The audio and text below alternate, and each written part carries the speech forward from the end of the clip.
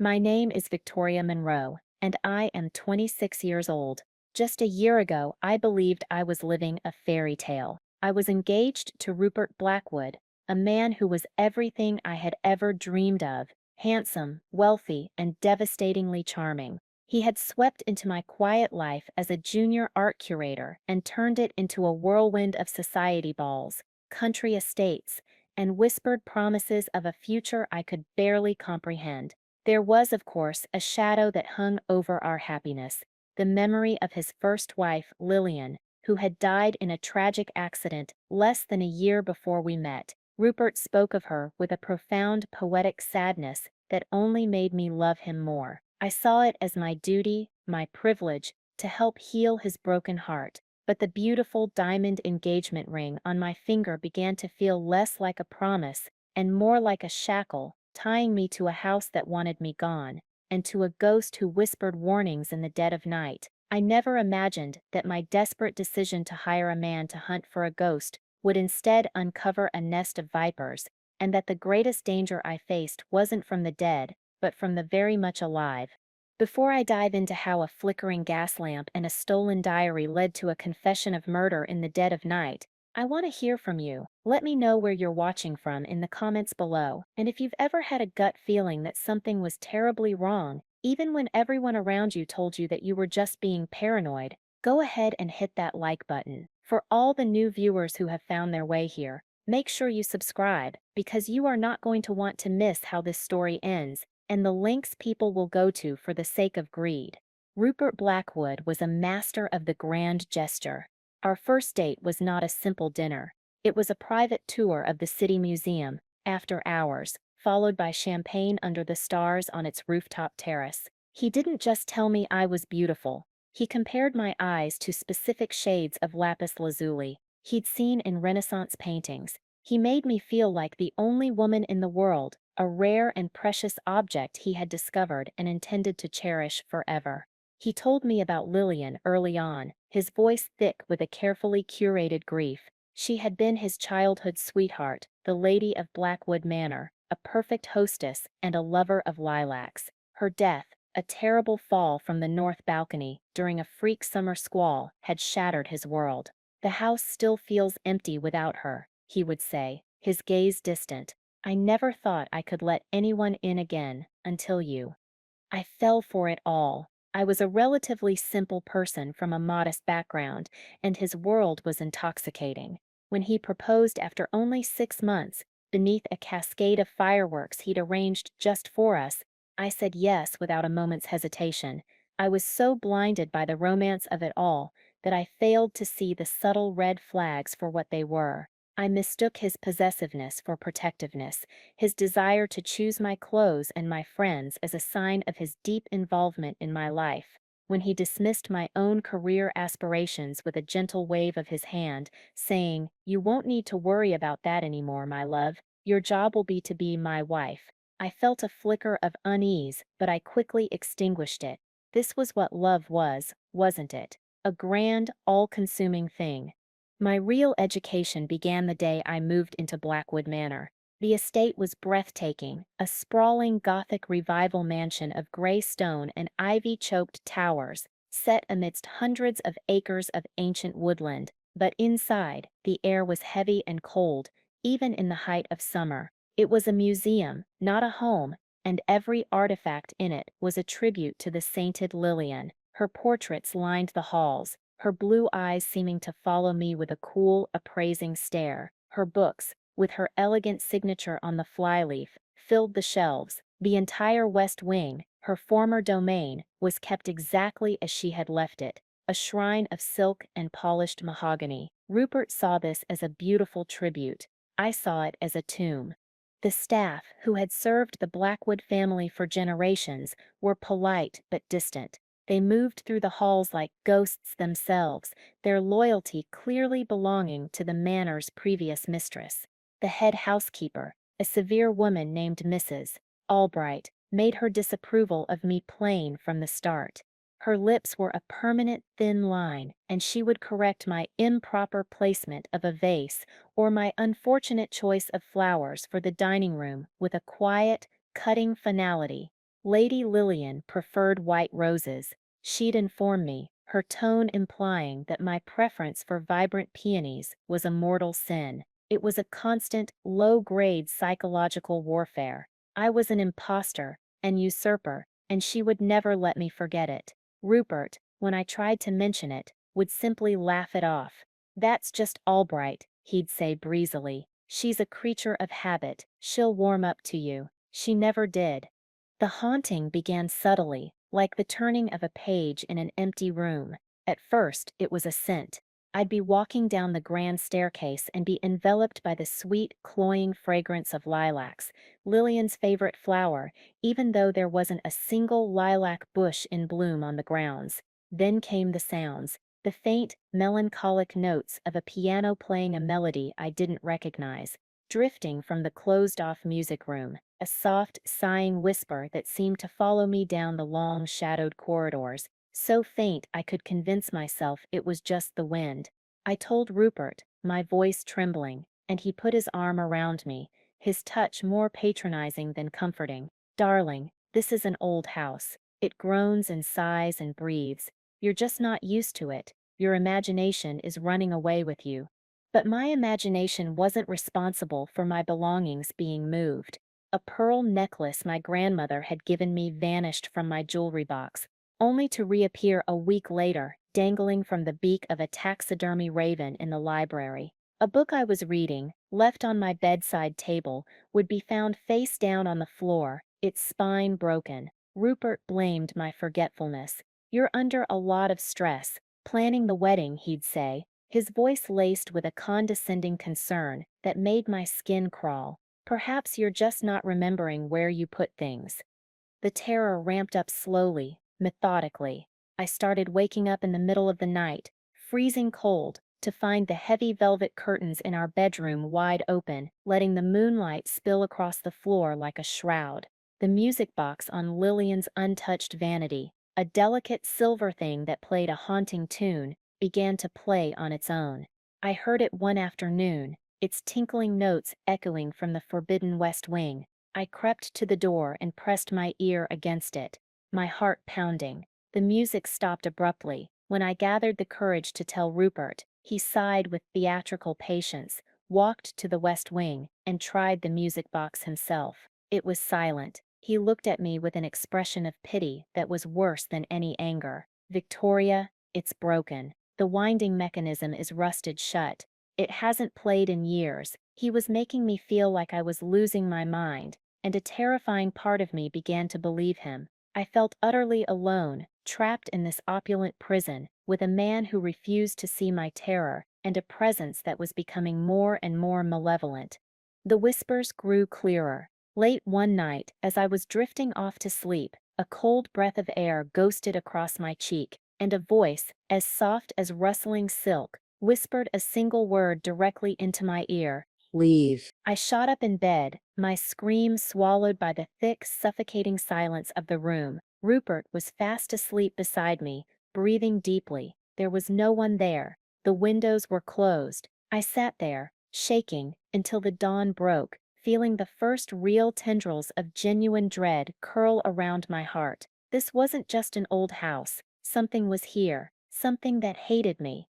The final straw, the event that shattered my denial and forced me to act, happened a week later. I was in the grand gallery, the long hall that connected the main house to the conservatory. Rupert had insisted on keeping a massive, life-sized portrait of Lillian there, hung in the most prominent position. She was depicted in her wedding dress, a vision in white silk and pearls, her expression serene and almost smug. I hated that painting. I felt its eyes on me every time I walked past. That afternoon, as I passed beneath it, I heard a loud creaking sound from above. I glanced up just in time to see the heavy, ornate gold frame begin to tilt away from the wall. I threw myself backward with a cry, landing hard on the polished marble floor. The portrait crashed down exactly where I had been standing, the canvas ripping and the frame splintering into a dozen pieces. It would have killed me. Rupert rushed in, his face pale. He knelt beside me, helping me up, his hands fussing over me. "My God, Victoria, are you all right?" But as the initial shock wore off, his concern curdled back into that familiar dismissive pattern. The wire must have been old, rusted through. We're lucky you weren't hurt. He examined the thick, braided wire that had snapped. But I had seen it. Just before it fell, I had seen the gleam of metal, the clean, sharp edge where the wire had been cut. It hadn't rusted, it hadn't frayed, it had been deliberately severed. That night, I didn't sleep. I lay beside Rupert, pretending to be asleep, my mind racing. He was either a fool or he was lying. I didn't know which was worse. The ghost, the whispers, the moving objects, the falling portrait. It was a campaign of terror, and it was designed to drive me out, or drive me insane, or put me in the ground. I couldn't trust Rupert. I couldn't trust the staff. I was completely and utterly on my own. It was in the cold, pre-dawn hours that I made a decision. If everyone thought I was crazy, then I would lean into the madness. I would find someone who dealt in madness for a living. I used the encrypted browser on my tablet, my fingers flying across the screen as I searched for paranormal investigators, psychics, and exorcists. Most of them were obvious frauds, with flashy websites and promises of vanquishing demons for a fee. But one name stood out. Richard Kingston. His website was stark, academic, and professional. It listed his credentials in history, architecture, and folklore. He called himself a specialist in paranormal and unexplained phenomena, but his approach was described as methodical and evidence-based. His services were expensive and required a lengthy vetting process. He was, according to the testimonials, the best. He was discreet. He was exactly what I needed. The next morning, I told Rupert a carefully constructed lie. I told him that I wanted to feel more at home, to put my own stamp on the manor. I said I had hired an architectural historian to consult on some renovations for the East Wing, to create a new studio space for myself.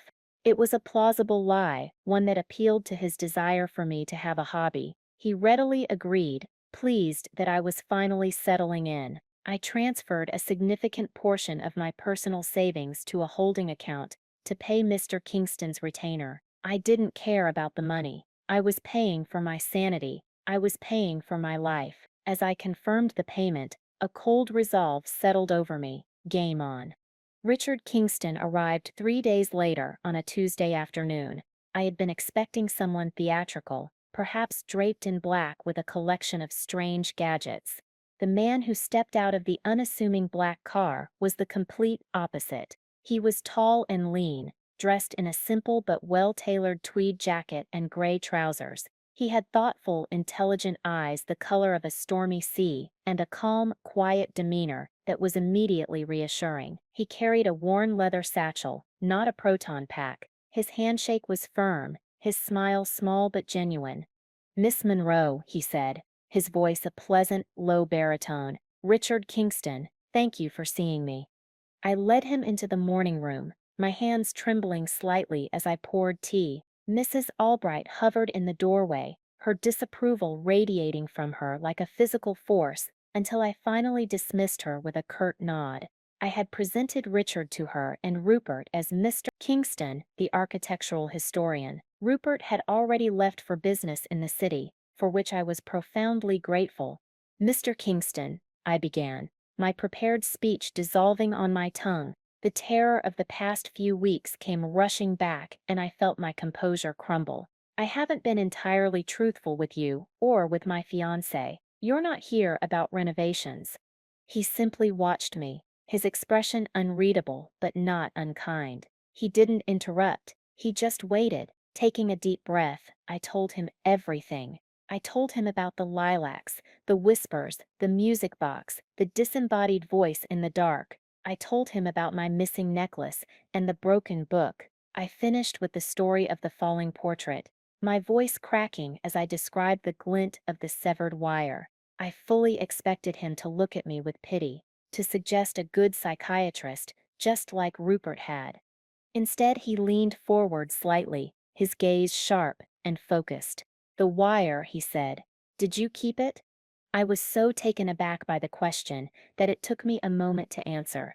No, Rupert had the groundskeeper clear it all away immediately. He said it was too upsetting to look at. Richard made a note in a small, leather-bound notebook. Convenient, he murmured, more to himself than to me. Then he looked at me, and for the first time since setting foot in Blackwood Manor, I felt a flicker of hope. Miss Monroe, he said calmly, I believe you. Those 3 words were like a lifeline thrown to a drowning woman. The relief was so overwhelming that tears pricked my eyes. He didn't think I was hysterical. He didn't think I was imagining things. He believed me. My methods may seem unconventional for a man in my line of work, he explained, steepling his fingers. I do not arrive with electromagnetic field meters and thermal cameras, at least not at first. The most aggressive hauntings, the most malevolent spirits, are almost always human. He paused, letting the words sink in. My first job is to investigate the living. The dead are often just a convenient scapegoat. His approach was a revelation. It reframed the entire situation. I wasn't being haunted. I was being targeted. Over the next few days, Richard became a quiet, steady presence in the house. To Rupert and the staff, he was the diligent historian, spending hours in the library, poring over blueprints, and taking meticulous measurements of ceiling heights and wall thicknesses. But when we were alone, he was a detective, and I was his partner. He walked me through every incident, asking questions no one else had thought to ask. Where exactly was I standing when I heard the whisper? Which way was the wind blowing? Was Mrs. Albright in the house when the music box played? He started with a thorough examination of the house itself, not for ghosts, but for tricks. He showed me how a cleverly placed sliver of wood under a door could cause it to swing open on its own when a draft hit it just right. In Lillian's former bedroom, he discovered a small, almost invisible hole drilled through the wall from an adjoining linen closet, a perfect conduit for a whispered voice. He found a small battery-powered atomizer hidden behind the heavy tapestry in the main hall, filled with a concentrated lilac-scented oil. It was on a timer. Every part of the haunting was a piece of a meticulously constructed stage play, designed to make me the terrified, unreliable lead actress. Someone has gone to a great deal of trouble, Richard said one evening, as we sat in the library. A floor plan of the manor spread between us. This requires knowledge of the house, access to all its rooms, and a certain flair for the dramatic. His primary suspect was Mrs. Albright. He had interviewed her and the other staff members under the guise of gathering historical anecdotes about the manor. He noted her barely veiled hostility toward me and her reverential devotion to Lillian's memory. She had the knowledge and the access, but the cut wire of the portrait, the tampered brake lines on my car, which he insisted we check after the portrait incident, spoke of something more than a housekeeper's resentment. That was attempted murder. The stakes were higher than just scaring me away. We formed an unlikely team. I would report on the daily household dynamics, the conversations I overheard, Rupert's moods. Richard would analyze the information, connecting dots I couldn't see. He taught me to be more observant, to look for the small details, the inconsistencies. I started to feel less like a victim and more like a survivor. He armed me not with charms or holy water, but with knowledge and a sense of agency. The fear was still there, a cold knot in my stomach, but it was now mingled with a new, empowering anger. The biggest breakthrough came from a place I never would have thought to look. Richard, while examining the original blueprints of the manor, noticed an anomaly in the plans for Lillian's private study.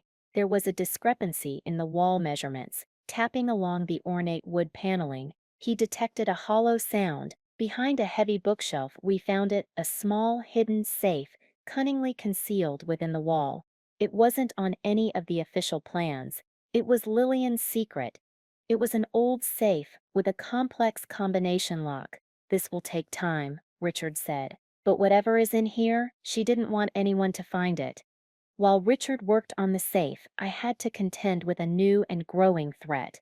Rupert's sister, Genevieve. She had been living abroad and returned to the manor for the final wedding preparations. Genevieve Blackwood was a woman carved from ice. She was tall, rail-thin, with sharp features and eyes that missed nothing. Where Rupert was all smooth charm, Genevieve was all sharp edges. She treated me with a withering disdain that made Mrs. Albright's hostility seem warm by comparison. She saw me as nothing more than a gold-digging interloper. She was also intensely curious about Mr. Kingston, an architectural historian, she'd said to me, her voice dripping with skepticism. How quaint. I do hope he doesn't disrupt the natural charm of the house with his renovations. She would appear suddenly and silently while Richard was working, her questions about his project pointed and probing. He handled her with an unflappable politeness that seemed to infuriate her even more.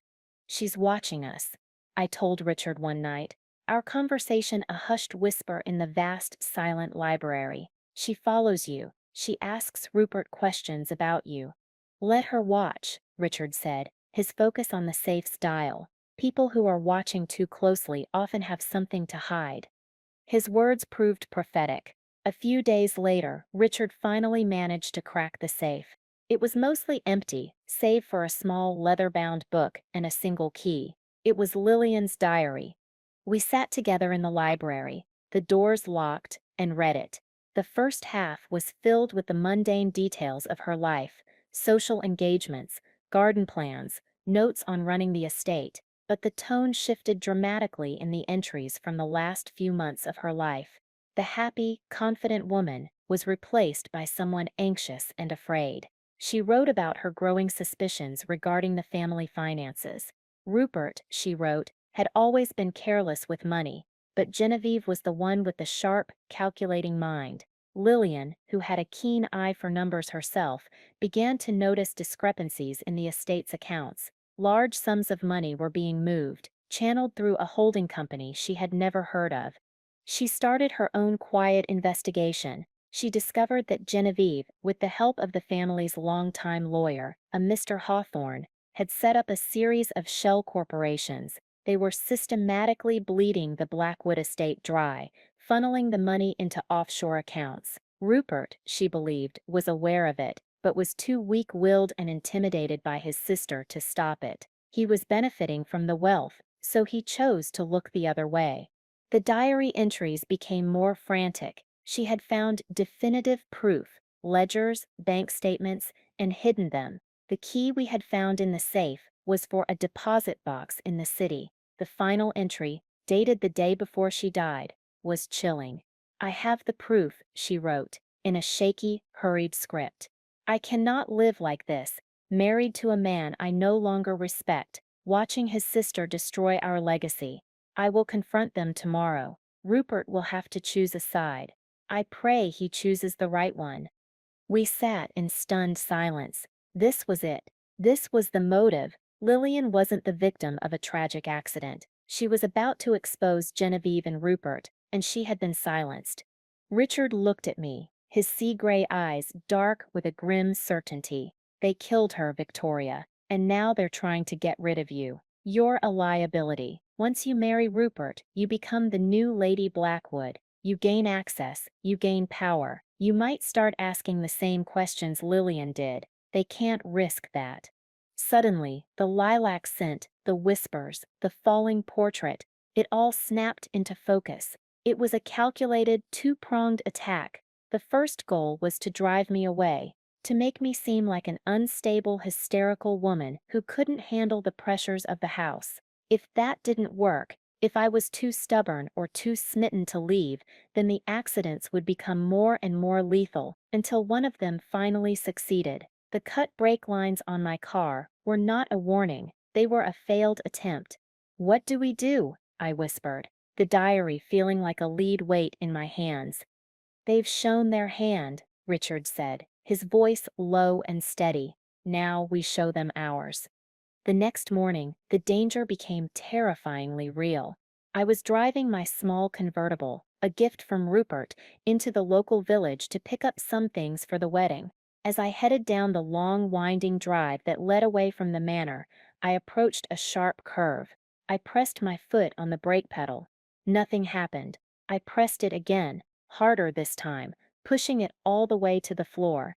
The car didn't slow down. It was picking up speed, hurtling toward the turn and the thicket of ancient oaks that lay beyond it. Panic seized me. Cold and sharp, I yanked the emergency brake, but it only sent the car into a sickening skid on the gravel. The trees rushed toward me. I was going to die, just like Lillian. At the last possible second, a dark shape slammed into the side of my car. It was Richard's vehicle. He had followed me. The impact sent my car spinning off the drive and into the soft earth of the verge, where it shuddered to a halt just inches from a massive tree trunk. Richard was out of his car in an instant, wrenching my door open. "Victoria, are you hurt?" he demanded, his usual calm shattered, his eyes wild with fear and relief. I could only shake my head, my body trembling uncontrollably. He helped me out of the car and held me steady. "They cut the brake lines," I stammered, the words catching in my throat. He nodded grimly, already kneeling to look under the car. "I know. I had a feeling they might try something like this after we found the diary. That's why I followed you." He had saved my life. He stood up, his face set like stone. "This ends tonight." He finally told me the full truth then, standing there on the side of the road beside my disabled car. He wasn't just a paranormal investigator, he was Lord Richard Kingston, the Duke of Devonworth. Lillian Blackwood had been his second cousin. Her parents, his aunt and uncle, had never believed the story of her accidental death. Lillian was a strong, athletic woman, not prone to dizzy spells or carelessness. When they heard of Rupert's shockingly fast engagement to me, their suspicions grew. They had asked Richard, who had a quiet reputation for solving problems the police couldn't, to investigate. His ghost hunter persona was the perfect cover to gain access to the house and its secrets without raising alarm. "I came here to find justice for Lillian," he said, his voice heavy with the weight of his mission, "and I will not leave until I do. But my priority now is you, Victoria. You are in mortal danger." The revelation of his identity was shocking, but in a strange way it made perfect sense. It explained his quiet authority, his intelligence, his access to resources. But more than that, it cemented my trust in him. He wasn't here for money. He was here for family. He was here for justice. Our plan was simple, but audacious. We needed a confession. Richard retrieved the real ledgers and documents from Lillian's safety deposit box in the city. Then he spent the afternoon in the library creating a forgery, a fake ledger that summarized the embezzlement in damning detail, complete with fictional notes in my own handwriting indicating I had figured it all out. This was our bait. That evening, during dinner, I put on the performance of a lifetime. I was agitated, dropping my fork, my eyes darting around the room. Rupert and Genevieve exchanged a look. "Are you all right, darling?" Rupert asked, his voice oozing with false concern. "I'm fine," I snapped, then immediately softened my tone. "I'm sorry, Mr. Kingston and I found something today. In the archives, some of the old estate account books. They're confusing." I let my eyes drift toward Genevieve, whose face had become a frozen mask. "Really?" she said, her voice dangerously smooth. "Financial records can be so dry. I can't imagine you'd find them very interesting." "Oh, but I do," I said, meeting her cold stare. "I'm finding them absolutely fascinating." After dinner, Richard and I made a show of locking the fake ledger in the heavy library safe. We spoke in loud, clear voices, making sure the ever-present Mrs. Albright could overhear. "I'll take this to my solicitor in the morning, Miss Monroe," Richard announced. "He'll know what to do with it. This changes everything." Then we waited. We hid in the shadows of a small alcove behind a thick velvet curtain, a spot Richard had identified as the perfect vantage point. The house fell silent. The hours crawled by. The grandfather clock in the hall chimed midnight. Then one, then two. My muscles ached from staying still, and my nerves were stretched to the breaking point. Just as I was starting to think our plan had failed, we heard it, the soft click of the library door. Two figures slipped into the room, moving like shadows in the dim moonlight filtering through the tall windows. It was Genevieve and the family lawyer, Mr. Hawthorne, a man I had only met once, who had a perpetually nervous air about him. They moved directly to the safe. Genevieve knelt, her slender fingers working the combination dial with an expert's familiarity. There was a heavy clunk as the tumblers fell into place. "He was a fool to think this would stop us," Genevieve hissed as she swung the heavy door open. She pulled out the fake ledger and flipped through the pages, Hawthorne peering anxiously over her shoulder. That little idiot, she actually found it, just like Lillian. "What are we going to do?" Hawthorne whispered, his voice shaking. "Kingston is taking this to the authorities in the morning. We'll be ruined, imprisoned." Genevieve slammed the ledger shut. Her composure had cracked, revealing the vicious, desperate woman beneath. "We do what we should have done the moment Rupert brought her here. We get rid of her. Another tragic accident. She's been so unstable lately, so prone to hysterics. Who would question it if she took a tumble down the main staircase?" "Another one?" Haythorne stammered. "Genevieve, I can't. The first time was, Lillian."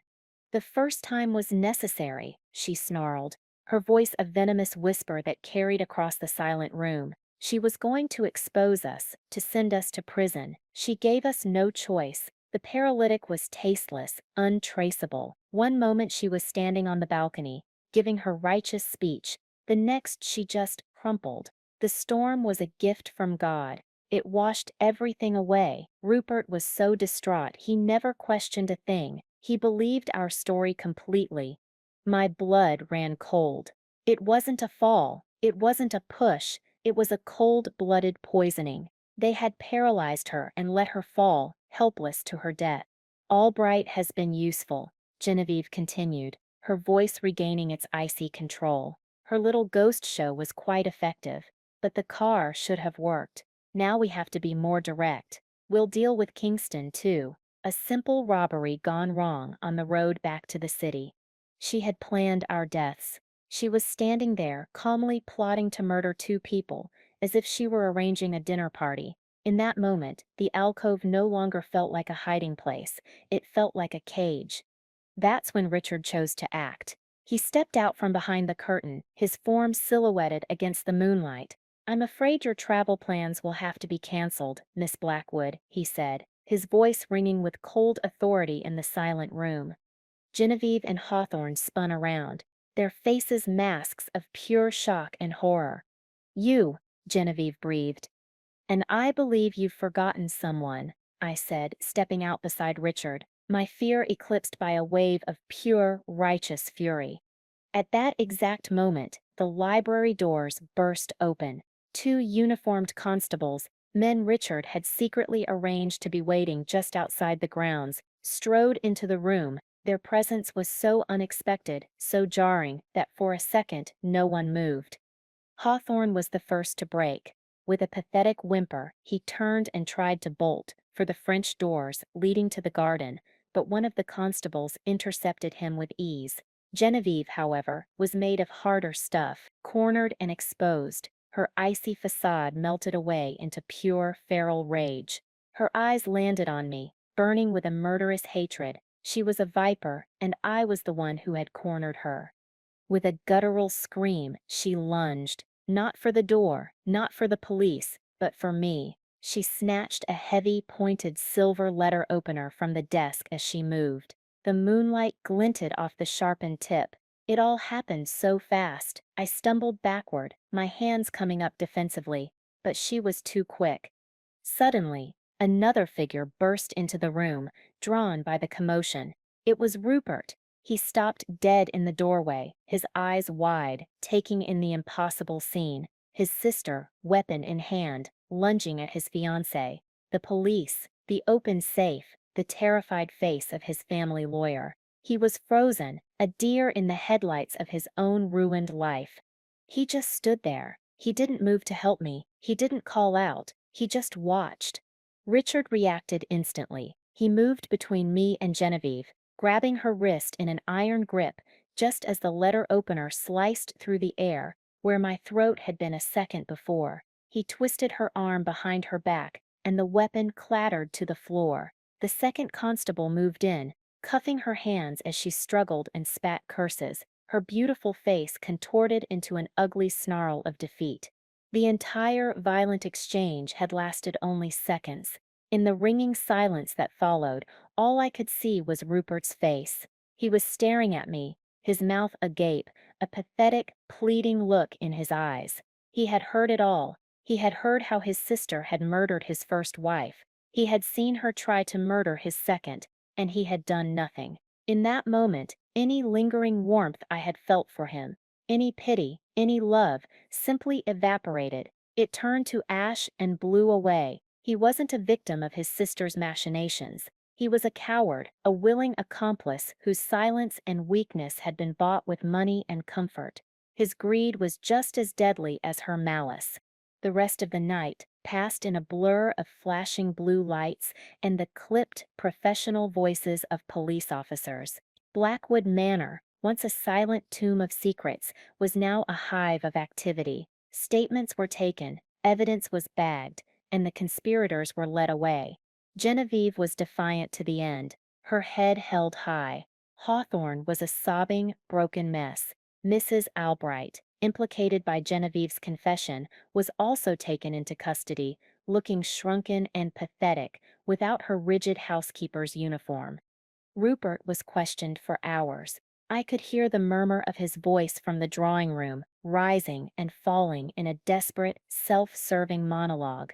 I gave my own statement in the quiet of the library, the scene of the final confrontation. Richard stayed by my side the entire time, a silent, reassuring presence. He didn't speak unless spoken to, but his proximity was a shield, protecting me from the cold, procedural nature of it all. When I finished, my voice raw, he simply placed a cup of hot, sweet tea into my trembling hands. When the police were finally done with us, and a pale dawn was beginning to streak the sky, Richard and I were left alone in the grand hall. The house was unnaturally quiet, the air thick with the aftershocks of the night's events. "You were very brave tonight, Victoria," he said softly. I shook my head.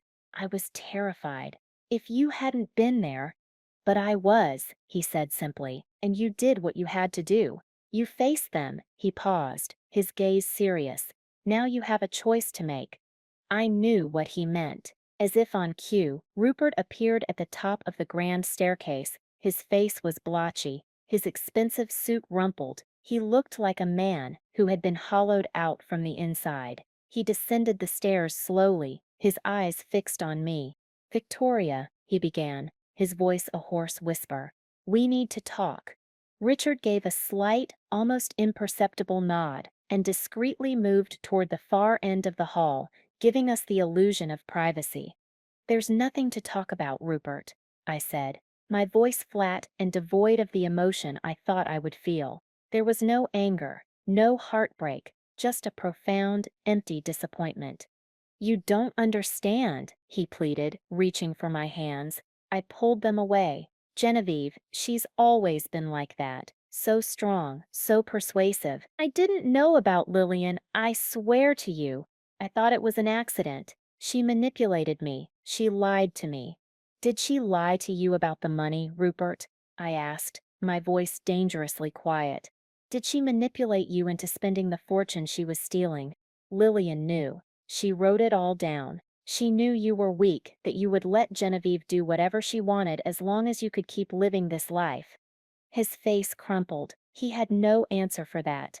"But we can fix this," he said desperately, his eyes searching mine for any sign of the woman who had once adored him. "The money doesn't matter. You and I, we can leave this place. We can start over. I love you, Victoria." I almost laughed. The words which had once thrilled me now sounded like nails on a chalkboard. "No, you don't," I said, looking at him with a clarity that was as sharp and cold as a shard of glass. "You don't love me. You love the idea of me. You love having a wife to decorate this house, to host your parties, to warm your bed. You loved Lillian the same way. We were just props in the play of your life. When Lillian became inconvenient, you let your sister remove her from the stage. When I became a threat, you would have let her remove me, too. You stood in that doorway and you watched her try to kill me, and you did nothing."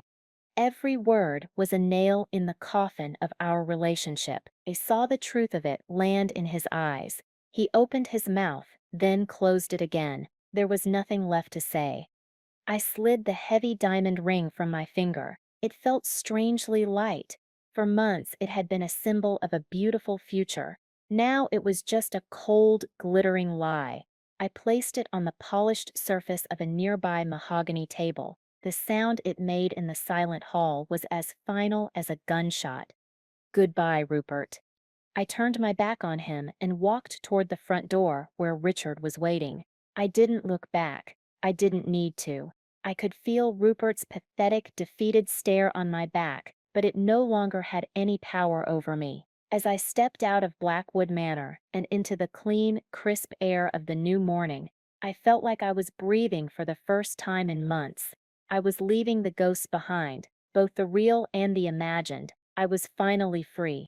I didn't go far at first. Richard took me to a quiet, elegant hotel in a nearby town. He handled everything, ensuring my privacy and my safety. He told me that Lillian's family had set up a trust for her, which, in the event of her death without heirs, was to be used to help those in need. He made it clear that they would consider me very much in need, and that I would have the resources to start a new life, wherever and however I chose. It wasn't charity. It was, he explained, a form of justice, restitution for what their family's name and wealth had almost cost me.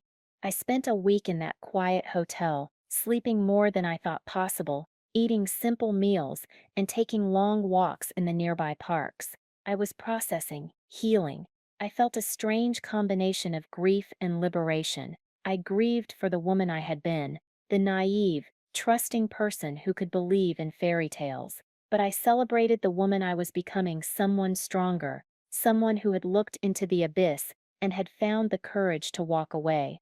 Richard visited me every day. He brought me books and newspapers, and we would talk for hours. He told me more about his life, about his title, which he clearly viewed more as a responsibility than a privilege. He spoke of Lillian with a gentle, familial affection. He was kind and funny and deeply intelligent. There was a spark between us, an easy camaraderie born from the crucible of our shared ordeal. But it was gentle, unforced. He was not my savior. He was my ally, a friend who had helped me find the tools to save myself. When the week was over, I knew I couldn't stay. I needed a complete break. I needed the sea. I found a small cottage for rent in a coastal village hundreds of miles away, a place of windswept cliffs and crashing waves. I used the money from Lillian's trust to set myself up. I bought a car, some simple furniture, and a lot of canvases and paint. I returned to my first love, the thing I had set aside to become Rupert's fiancée. I painted. I painted the furious gray of the sea and the brilliant, defiant colors of the sunset. I painted the darkness of Blackwood Manor and the light that was slowly beginning to return to my own life. Over the next year, I built a new world for myself. I opened a small gallery in the village, showcasing my own work and that of other local artists. It was a modest success, but it was mine. I made friends, people who knew me as Victoria, the painter, not as the former fiancée of a disgraced socialite. I followed the news of the Blackwood trial from a distance. Genevieve and Hawthorne were found guilty of murder and a litany of financial crimes. They were sentenced to life in prison. Rupert, for his role in the embezzlement and his criminal negligence, received a 10-year sentence. Blackwood Manor and all its assets were seized. The name that had once represented power and prestige was now synonymous with murder and ruin. I felt a quiet, somber sense of vindication, not just for me, but for Lillian. 1 year to the day after I left Blackwood Manor, a letter arrived. The envelope was thick, expensive cream-colored paper, with a ducal crest embossed on the back. It was from Richard. He wrote that the legal affairs were finally settled. He told me he was proud of the new life I had built for myself. He had apparently been keeping tabs on me, discreetly. The letter was warm and friendly, but the final paragraph made my heart beat a little faster. He wrote that he had business that would be bringing him to my part of the country, and he asked if he might call on me. He arrived a week later, not in a chauffeur-driven limousine, but in the same unassuming black car he had driven to the manor. He came to my gallery in the late afternoon. He was dressed not as a duke, but as the man I knew, in a simple linen shirt and trousers. He looked at my paintings, his expression thoughtful. He stopped in front of a large canvas, one of my favorites. It depicted a dark, imposing house with a single, brightly lit window, a beacon in the gloom. "You found your light," he said, turning to me, a warm smile in his eyes. "I had to," I replied. "I couldn't live in the dark anymore." We walked along the cliffs as the sun began to set, the sea breeze whipping at our hair. The awkwardness I had feared was absent. We fell back into the easy rhythm we had established in that terrible house. We talked about books and art and the simple, quiet joy of a life lived authentically. He wasn't the powerful Duke of Devonworth, and I wasn't the damsel in distress. We were just two people, Richard and Victoria, who had met under the worst possible circumstances and had found a strange, unexpected connection. "I have a confession to make," he said, stopping to look out at the horizon. "My business in this area was a complete fabrication. I came here to see you." I smiled. I had a feeling. He turned to face me, his expression earnest. "Victoria, what you went through, it was horrific, but the woman who came out the other side, she is truly remarkable." He reached out and gently took my hand. His was warm and strong. I was wondering if that remarkable woman might be free for dinner tonight. It was a simple question, but it held the promise of a new beginning. A beginning built not on fantasy and illusion, but on a foundation of shared truth, mutual respect, and hard-won survival. A beginning that felt real. Looking back, I learned so much from that dark chapter of my life. I learned that true love doesn't seek to change you or control you. It gives you the space to become more fully yourself. I learned to trust my own instincts, that quiet voice inside that tells you when something is wrong, even when the rest of the world is telling you you're crazy. The ghost of Lillian Blackwood wasn't a spirit haunting the halls of her home. She was a memory, a warning, a woman whose voice had been brutally silenced. In helping to find justice for her, I found a way to reclaim my own voice, to speak my own truth. And I learned that the most terrifying ghosts are not the spirits of the dead, but the dark secrets that living people carry inside them. What about you? Have you ever had to trust your gut in a situation where everything looked perfect on the surface? Share your story in the comments below. I know there are so many of you who will understand your stories matter. If my journey resonated with you, please don't forget to like this video and subscribe for more stories about overcoming the darkest of times. And if you know someone who might be struggling to trust their own voice, please share this with them. You never know who might need to hear it. Thank you for joining me on this journey, for listening to my story. I hope it serves as a reminder that even after the deepest darkness, a new dawn is always possible. Remember that you are the author of your own story, and you have the power to write a beautiful new ending.